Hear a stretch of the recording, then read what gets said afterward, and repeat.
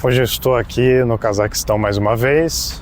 Estou aqui na frente da The Coffee, que é uma franquia de cafeterias brasileira que se espalhou pelo mundo, e vim aqui especificamente para conhecer o dono dessa loja, que abriu alguns negócios aqui na cidade de Almaty, no Cazaquistão. Esse cara que se chama Nicholas, ele tem alguns negócios aqui em Almaty, e o motivo dele morar aqui tem muita relação também com os idiomas que ele aprendeu, especialmente o russo, que fez ele chegar até aqui. Mas vamos conhecer direito essa história, porque ele tem muito o que contar sobre a história de vida dele, que é muito curiosa. Vamos lá.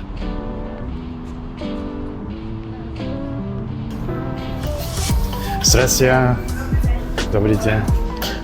E aí, Nicholas, tudo bem? E aí, cara? Como é que você tá? Bem-vindo aí à The Coffee. Obrigado. Que legal.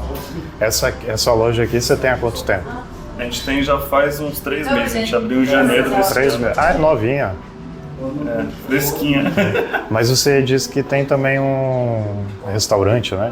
Você Sim, já abriu há sim, mais sim. tempo. A gente tem uma Mamma Mia que já está aberta desde 2002, só que a gente cresceu o grupo, né, expandiu. Agora a gente está com 9 restaurantes aqui da Mamma Mia.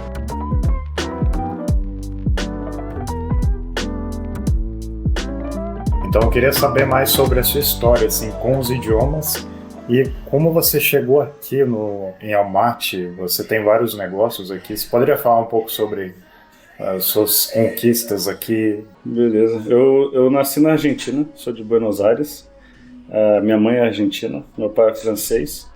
E eu me mudei para o Brasil assim de muito pequeno. Acho que eu tinha uns 2 anos, assim, eu morei praticamente toda a minha vida no Brasil. Então, crescendo sempre em casa falando espanhol.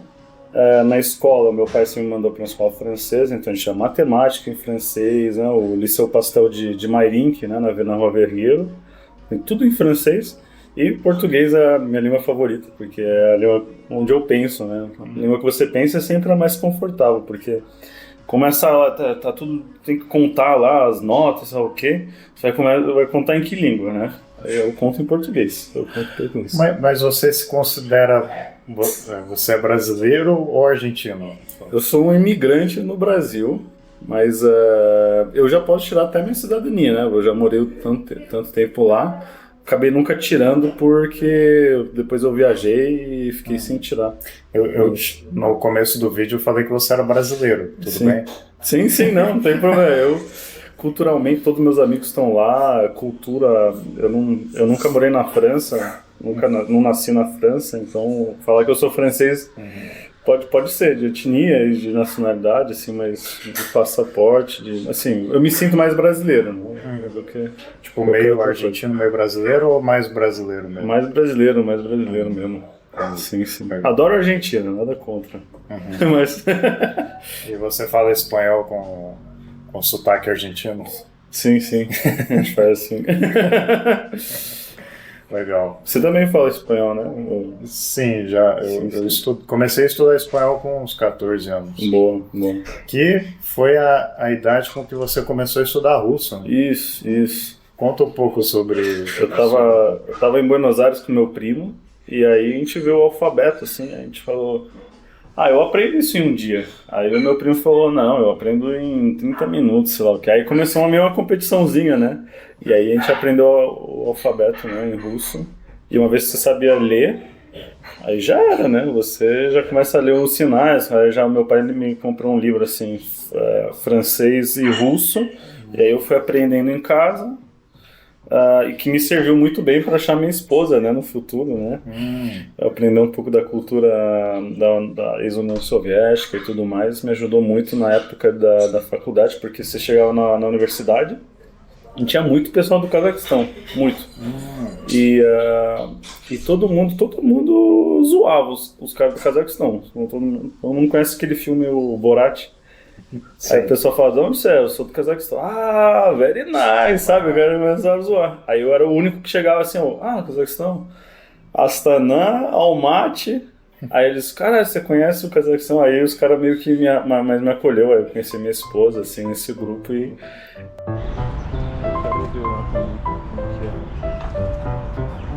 Eu tive a sorte de aprender a ler com 14 anos o russo, assim, por porque por zoeira mesmo, eu acho.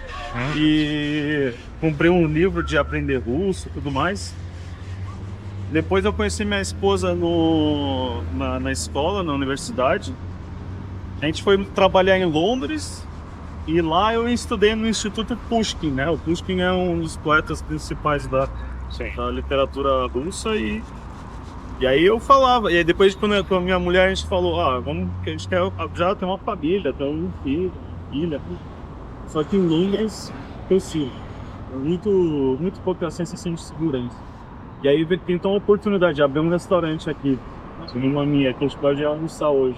Pegar uma oportunidade e deu muito certo, graças a Deus. Chamar todos os artistas, as pessoas de referência cultural aqui no meio da cidade, e ele fez construir estilos de casa europeus, assim, com uma varandinha, infraestrutura assim, e pintou tudo de amarelo. Então a gente vai ver todos os prédios de amarelo, e ele chamou ele de Zolotoy Quadrant, que é tipo The Golden Quadrant, o quarteirão dourado, assim, praticamente.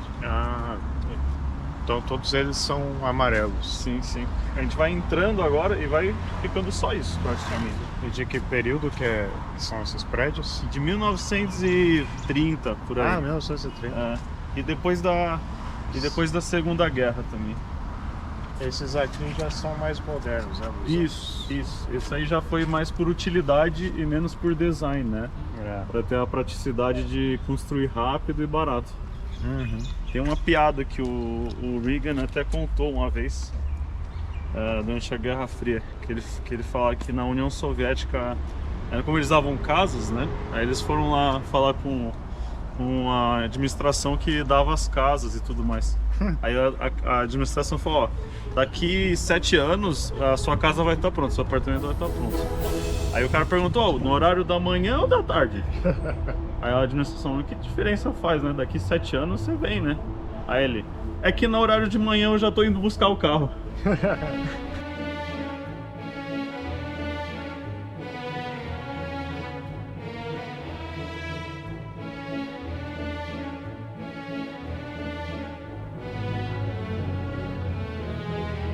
E esse aqui ele tá tentando se fazer passar por um prédio stalinista, né? Eles pintaram de amarelo.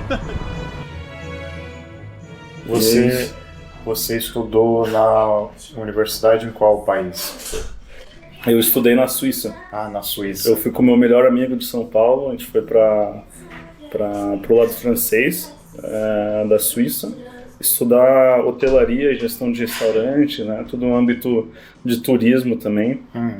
Porque a gente considerava que era o melhor lugar para estudar isso, e era um jeito que a gente tinha de usar as línguas, né? A gente falava, né? O meu melhor amigo, o Jamal, ele fala árabe, né? Então a gente tinha muitas línguas, a gente tinha o espanhol, o francês, o português, o inglês, ele tinha o árabe. A gente falou onde que a gente pode, né? Que indústria que a gente vai tirar mais proveito disso, e a gente achou que era no turismo, né? Na hotelaria, hospitality. Então, sua formação é nessa área de turismo. Eu tô aqui por opção, né? Difícil de acreditar. Nessa indústria, geralmente você cai nela, né? Mas não, a gente tá aqui por opção. Então você conheceu a sua esposa na Suíça e aí vocês vieram pra cá. Aí você teve a ideia assim, quero me desenvolver, ter um negócio aqui no Cazaquistão. Tem isso, sim. A gente trabalhou, antes de vir pra cá, a gente trabalhava em Dubai um pouquinho, nos Emirados, na Suíça e depois em Londres. A gente trabalhou lá uns 3 a 4 anos. Pessoal fantástico, muito brasileiro. Eu trabalhava na Bloomberg, que não tem muito a ver com hotelaria, mas era gestão de clientes praticamente, né? Então tudo que é parte de serviço mesmo assim, só que na área financeira, né?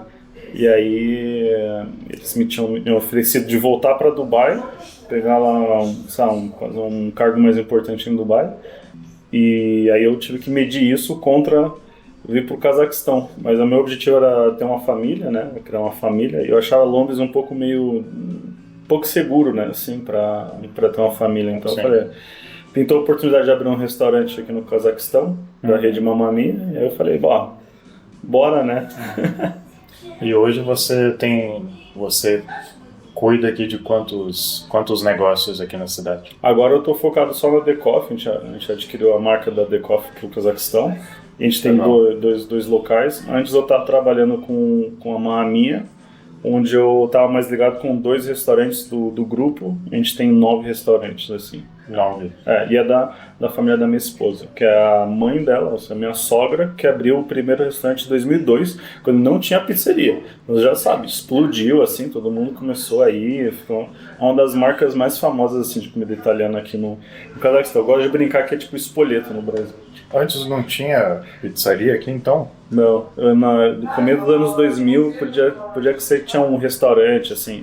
Geralmente era comida local. Até porque se você vai para outras cidades do Cazaquistão menorzinhas, você vai ver também que majoritariamente é comida local. Acho que no Uzbequistão é ainda mais forte isso, se for para Tashkent. Começaram a vir as marcas internacionais aí dos anos 2000, 2010, né? As grandes redes. Mas faz sentido, né? Se você olhar, acho que é Starbucks, quando que ela foi para a China? 1999, assim, uma coisa assim, na virada do século. E essa franquia aqui da Decoff é brasileira, certo? Inclusive aqui tem várias cidadezinhas, começa de onde começou, né? Começa de onde começou. Começa de Curitiba. E aqui tem todas as filiais que foram abrindo, Isso. De Curitiba para o mundo, né? Foram 3 irmãos que viajaram para o Japão e eles se inspiraram nesse sistema japonês, tipo, uma loja mais pequena, um menu mais pequeno, as porções são pequenas também, só que a qualidade é muito grande. Se você vê qualquer craftsman do Japão, assim, um cara fazendo tudo artesanato e tudo mais, os caras prezam muito a parte da qualidade. Com esse touch tecnológico que o Japão tem, né? Que é tudo eletrônico. Então ficou uma marca e agora tá com muitas lojas, assim, então estamos tentando crescer e exportar o Brasil para o mundo, né? Pô, muito legal essa história. Então você não teve dificuldade para aprender o russo? Não, até porque, depois que conversando com a minha esposa, para conversar com a família dela já havia necessidade, só que eu falava o básico, né? E aí em Londres foi que eu me inscrevi no Pushkin Institute, né? Que aí eu comecei a tomar as aulas e tudo mais e foi fluindo porque os fonemas em russo são muito parecidos com o português. Muito che, muito che, muito, sabe? O K, tem muito J, esse J que a gente tem, fala João, né? Sim. Tem muito aqui na língua russa e isso ajuda a você conseguir falar sem sotaque. Acho que até Shymkent, Astana, sempre vai ter uma rua chamada Panfilov. Teve até uma cazaquistanização dos nomes das ruas. Por exemplo, na época soviética você tinha a rua Lenina, que era de Lenin, a rua Stalina. Essa aqui chamava Kalinina. E depois da independência do Cazaquistão, eles decidiram usar os nomes de heróis locais. Ou seja, em vez de ser a Kalenina, mudou para Kabambai Batir. Se era a Lenina, mudou para Dostik. Os representantes cazaques. Sim. O Batir acho que era um general do Cazaquistão, algo assim, sabe? E essa é a ópera mais conhecida aqui de Almaty. Uau. Coisa meio faraônica mesmo. Sim. Você consegue ver que tem turista, tem uns grupos de muitas pessoas da China, da Coreia. Aqui eles acendem uma fonte assim, muito bonita. E a rua Panfilov é essa aqui que você vê que tá limitada para pedestres, né? Dá para entrar com o carro ali na esquerda, mas a parte principal é uma parte de caminhar. E é um lindo caminho que desce. A gente tem um restaurante lá no final. Se vocês quiserem comer, depois a gente vai até lá. Também tá no caminho. Você vê tudo amarelinho os prédios, né? E a Decoff fica atrás do prédio amarelo. É onde você tá vendo o prédio branco, a gente vai descer depois ali. A gente vai atravessar para vocês verem a rua Kabambai Batir e um pouquinho da Panfilov também. Ou seja, a arquitetura aqui conta toda a história em camadas, né? Sim, porque cada secretário-geral da União Soviética tinha o estilo dele de fazer arquitetura, sabe? E deixava a marca dele. E é por isso que você até tinha falado, os Khrushchevskas, né? Sim. Os prédios da época de Khrushchev eram assim, tudo. Lembro do Tamerlan também mostrando tudo Sim. mais. Queria ver você falando um pouco russo, mostrar pro pessoal. Pode ser. Você poderia apresentar um pouco da sua loja? Vou falar qualquer ideia que você queira, conselhos para as pessoas que estão querendo aprender um idioma, estão colocando na balança. Será que compensa aprender esse idioma? Fala um pouquinho em russo com as pessoas.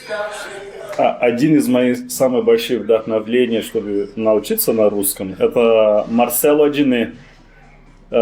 Потом вы будете переводить, и будет понятно, но он был в каком-то шоу с Жо Суарес, и он так говорит, что он хотел учиться русский и английский, потому что он не знал, кто будет война выиграть. И он так оба учился, и мне кажется, это один из причин, почему я на русском тоже, мне всегда было интересно, но вот, вот причем, да, мы здесь. Всем привет на бразильцы и русские, которые живут в Бразилии. Я знаю, что у вас очень большая комьюнити. Если вы вдруг в Казахстане, пожалуйста, приходите в The Coffee, в наш магазин, попробуйте наш бразильский кофе, наш pão de queijo, brigadeiro, пожалуйста.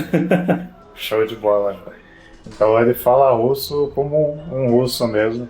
Você fala há muito tempo, você estuda, fala há muitos anos, né? Sim.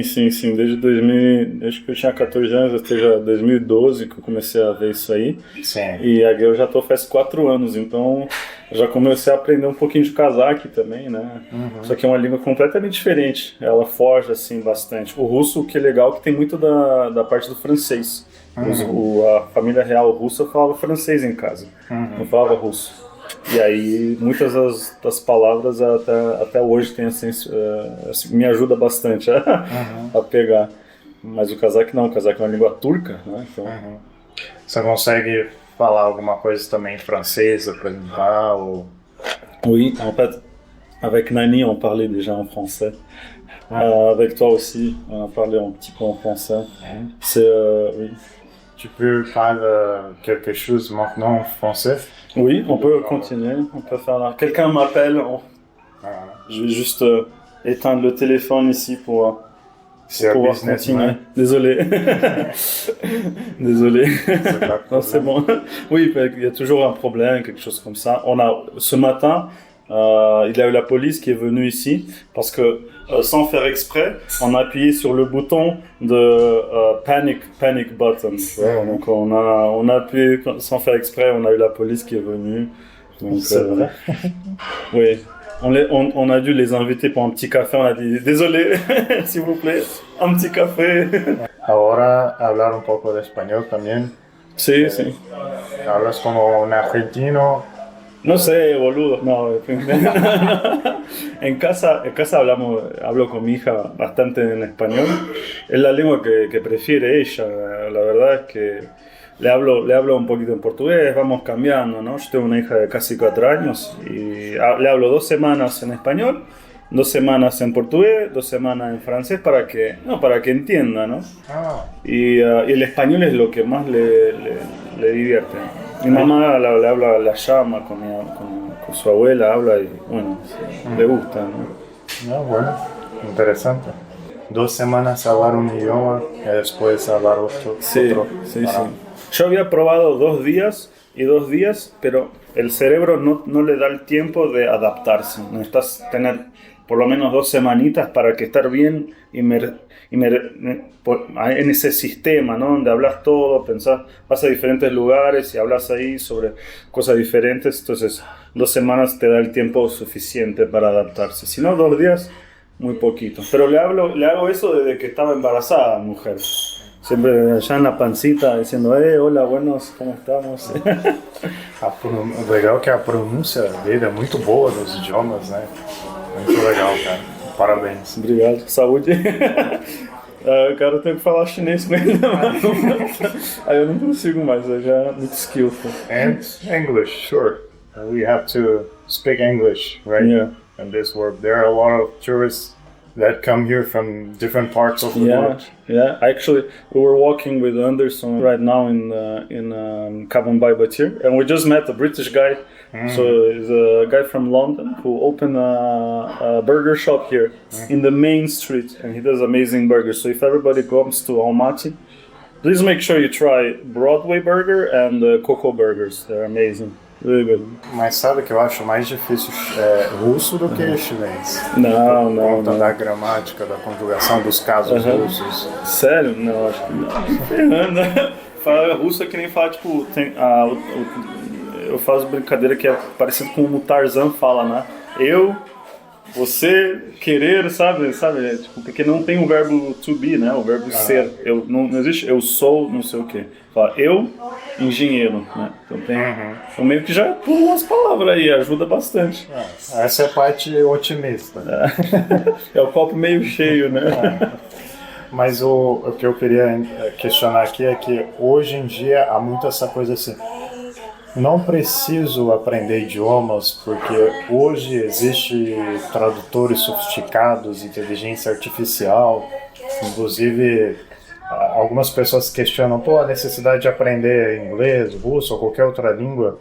Não faz muita diferença porque se eu quiser fazer negócio, eu só abro meu tradutor e me comunico com qualquer pessoa, entende? Então, na sua perspectiva que você já tem vários negócios consolidados, qual a sua perspectiva sobre isso? Sobre realmente a necessidade de aprender idiomas? Como isso impacta de verdade? Eu acho que aprender idiomas é um enriquecimento de experiências. Ou seja, tudo bem, você pode ir pro, digamos assim, Marrocos. Tá. Você vai pro Marrocos falando inglês, o pessoal vai te entender, ou você vai pedir para um tradutor. Mas eu fui pro Marrocos, assim, sem nenhuma expectativa assim, de só fazer o turismo local.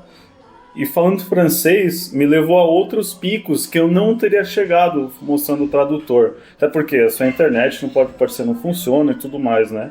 E achei muito legal. Na Suíça, tudo bem, eu cheguei já sabendo que o pessoal ia falar francês comigo. Só que nos mercados, no supermercado, tem muito português trabalhando. Aí você troca uma ideia, já aprende uma coisa nova, aí eles já te mostram, sabe? Você vai abrindo umas portas que você não esperava abrir. Mas você se depara com isso porque você tem essa opção, você tem essa chave, né, que seria o idioma, né? E acho que hoje em dia você também precisa aprender alguma coisa de idioma, de tecnologia, né? Um Python, um C++, sabe? Isso também é uma língua, né? No final do dia também tem que aprender a falar, programar e tudo mais. Acho que ficando mais e mais importante isso. Verdade. E você havia comentado quando a gente estava caminhando que falar russo aqui te abriu muitas portas, só que você está buscando aprender o cazaque também, para abrir mais portas, né? Sim. Aqui tem muito também dessa parte histórica de você ter sido colonizado, né? O Cazaquistão foi colonizado pela União Soviética, né? Tem muitas pessoas que adoram a União Soviética até hoje, mas tem também um movimento de pessoas que querem se separar, né? Até porque você vê o que aconteceu com a Ucrânia e tudo mais, com a Geórgia. O pessoal fala, vamos ficar mais... Vamos fortalecer a nossa identidade cultural, né? Vamos mover a capital para o norte, né? Que antes era Almaty. Vamos mover ela mais perto da Rússia para, tipo, falar, essa aqui é a minha terra, né? Então, muitos negócios hoje em dia estão sendo feitos em cazaque. E a parte política também, se eu quiser me adentrar mais, entender o que eles estão mudando nas leis e tudo mais, eu preciso entender mais cazaque. E isso só aprendendo que eu vou conseguir fazer. Então, E ademais, só falar umas palavrinhas em cazaque aqui, já é tipo, o pessoal já te acolhe muito mais, sabe? Por isso que eu tenho um amigo argentino que morava aqui, ele veio só aprendendo cazaque.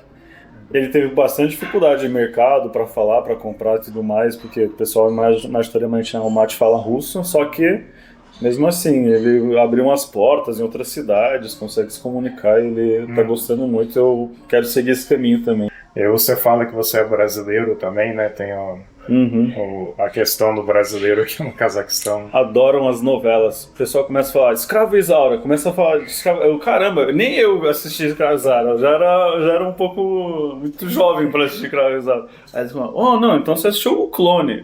Caramba, eu também não assisti, mas eu lembro, você assiste, passava na Globo e tudo mais, só que eles lembram, porque depois da União Soviética, eles tiraram todo o financiamento de artes, né? Que era, digamos assim, algo superficial para eles quando eles estavam passando muita fome, né? Uma crise super grande. Então, o que eles começaram a fazer? Comprar conteúdo de onde podiam comprar. E aí compravam do Brasil todas essas novelas. Eu passava que todo mundo conhece, assim, de 35 anos para cima, todo mundo no Cazaquistão conhece Escravo Isaura, o Clone, Avenida Brasil, acho, uma coisa assim.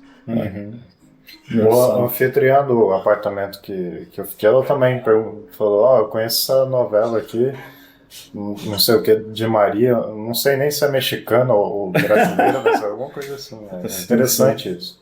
Sim. Não é só o futebol, né? Muda um pouco. Sim. Salamatsız Bey. Kalaysın. Menin atım. Mani atam Anderson. Seni atam Kun. Sani atam Kun. Как тебя зовут? Eu já não sabia. Men Brasilmen. Brazilia'da Jakсы, Рахмет. Окей. И сейчас русский, да, вы свободно говорите по-русски? Да. Молодец, тоже ты очень хорошо говоришь. Я не знала, что ты говоришь на русском. Ну, я не так хорошо говорю по-русски. Нет, нормально. Я не знаю много слов на русском языке. Тоже русский подожди, я еще не знаю вообще, не знаю.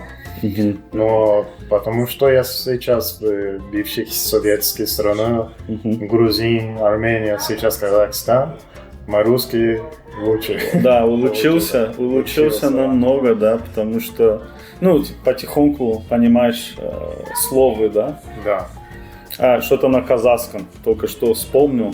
Алматы, это алма, apple, да? Яблоко.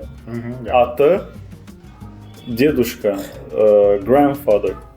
Almaty, grandfather of apples. Это значение, é o significado assim, do nome da cidade. Le grand-père de pommes. So switching to English, the meaning of the city Almaty is the father of apples, the grandfather of apples. The grandpa of apples. Because the apples originated here. Yeah, at least one sort of apple is like very, very like oldly raised here, like for a long time. And we have like friends here who have farms of apples and they export it everywhere in the world, like Japan, America, like they love like Almaty apples. So maybe in your market, if you see Apport apples, that's from Almaty. Oh, interesting. Todavía hacen esta manzana acá. Sí. La misma. Sí, es grande. Si querés, después vamos a bajar al Green Bazaar, al Mercado Verde, y ahí están todos los vendedores, y al lado está la fábrica de chocolate, donde podemos comprar chocolate fresco, recién hecho, y se huele es como si estuvieras en la película de Willy Wonka. C'est vrai, je veux acheter beaucoup de chocolat. Oui. Maintenant. Oui, c'est très bon le chocolat ici. Je sais pas d'où vient le cacao, mais c'est Willy Wonka version Union soviétique. Voilà. Tu rentres et c'est froid, c'est les options comme ça où tout le monde, c'est les mêmes dessins dans les chocolats qu'ils avaient, ça fait 60 ans. Donc ma femme, elle dit toujours ce chocolat-là, c'est le préféré de mon grand-père. Et celui-là, c'était la sœur de ma mère qui voulait celui-là toujours, comme ça, et ça restait la même chose depuis beaucoup d'années. Donc, 但是你觉得他们的质感差一点吗？ Chaiderman. Não, eu só sei um palavrão em chinês. Qual? Esse é o único que eu falo em chinês, acho. E o Ni Hao, né? E do Brasil, Tem saudade? Tem planos de voltar para o Brasil em algum momento? Muito. Meus amigos estão lá, então vontade de voltar para São Paulo, dar um rolê, ver a rapaziada lá, talvez assistir um jogo de futebol, sabe? Aproveitar agora que a gente sempre precisava rolê de criança, né, de adolescente. Sim. E a vontade de fazer a mesma coisa. A gente tinha ido ano passado para Ilhabela com eles, então fiz uma viagem, adorei. Eu esqueci das tempestades, das chuvas tropicais do Brasil. Aí começou a cair aquele chuvão, eu fiquei, caramba, a gente vai morrer, cara, vai cair o teto. Aí eles, tipo, cara, relaxa. Saudade de alguma comida, feijoada? Sim, feijoada, assim, porque carne de porco aqui existe, tem bastante, por causa do lado bielorrusso, tem pessoal da Bielorrússia adora comer carne de porco. Se você passar por uma lojinha, tem várias marcas bielorrussas, né? Não Bielorrússia, e adoram porco, e aqui tem, mas mesmo assim não se consome muito, sabe? Então, para fazer uma feijoada de verdade, assim, falta. Depois, farofa não tem. Sempre que eu peço, sempre que alguém vem, eu peço farofa. Comi hoje de manhã. Ovo com farofa de ovo, sabe? Não, isso foi uma coisa que eu adoro. Mas a gente agora tem pão de queijo na The Coffee, tem brigadeiro. Isso é verdade. Então, tá aprovado o pão de queijo? Tá aprovado. Okay. Eu fazia tempo que faz mais de 7 meses que eu não vou no Brasil, que eu saí do Brasil, e aí ele me convidou para o lançamento de mais uma loja que ele abriu aqui, e tinha um pão de queijo, brigadeiro, eu comi e matei a saudade. Café brasileiro, né? Que vale a pena, um café bom. Sim. O pessoal tá adorando, é o que mais vende é pão de queijo, no top 1. O pessoal adora aqui no Cazaquistão. E aí eu tô pensando, uma menina chamada Kelly, que a gente conhece também a comunidade de jogadores de futebol aqui, né? E ela me passou um requeijão. Então eu vou tentar fazer o pão de queijo assim com requeijão, sabe, na chapa, tudo mais. Acho que o pessoal vai gostar, não existe aqui. Não tem. Tá vendo? De Minas Gerais pro mundo, aqui no Cazaquistão, pão de queijo fazendo sucesso. Quero deixar alguma dica aí para quem tá aprendendo idiomas, que você daria aí como principal? Eu acho que idiomas são sistemas, né? Então, você aprender um idioma, o melhor que você pode fazer é se expor para mais sistemas possíveis, né? Acho que também tem um sistema tradicional com professora que vai te dar a gramática, só que só isso não ajuda, né? O legal é você aprender umas palavras, mesmo se você conjugá-las errado e tudo mais, e falando, né? Praticando. E eu adoro fazer isso com filme, com música, online, né? Você consegue achar uns fóruns, pegar um livro e escrever, porque o seu dedo e o seu cérebro estão conectados, então você vai escrevendo. Isso já é um input novo para você aprender. Então sempre me ajudou a escrever mesmo. Não no computador, mas escrever com caneta mesmo. Ajuda muito. Eu lembro do professor Pierre, que ele dava essa dica de escrever vai para o cérebro, digitar vai pro HD do computador. Não conhecia essa, mas faz sentido. Muito legal, cara. Legal, obrigado por ter vindo aí. Então, parabenizá-lo por toda essa empreitada aí. Obrigado, viu? Show de bola. Muito legal te conhecer. Obrigado. Adoro conhecer brasileiros que estão viajando e adoro estar aqui tentando ajudar de algum jeito, exportar a nossa cultura brasileira lá pro fundo, pro mundo, porque é uma cultura muito bonita. Tá no as cores brasileiras que a gente tem, é algo que enriquece o mundo, sabe? Então temos que fazer esse trabalho aí, mesmo se tiver muita burocracia e tudo mais, temos que ir pra frente. Então